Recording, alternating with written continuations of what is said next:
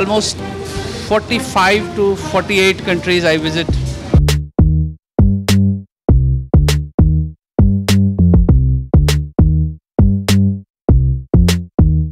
Different countries के different culture के throughout America, Singapore, Taiwan, Ireland, Bahrain. सब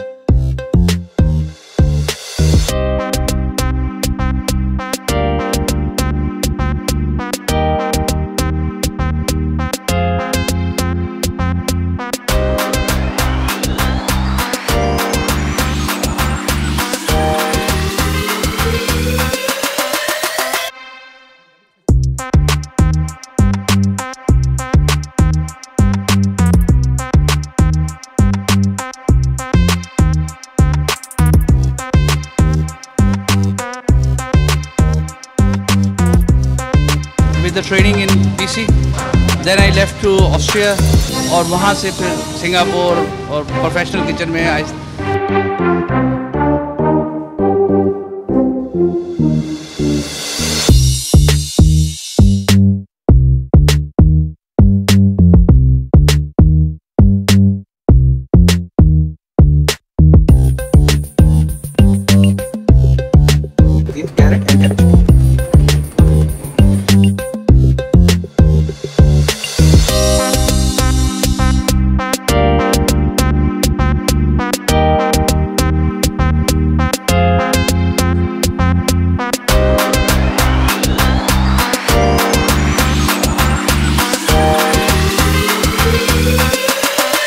International exposure have more than 30 years.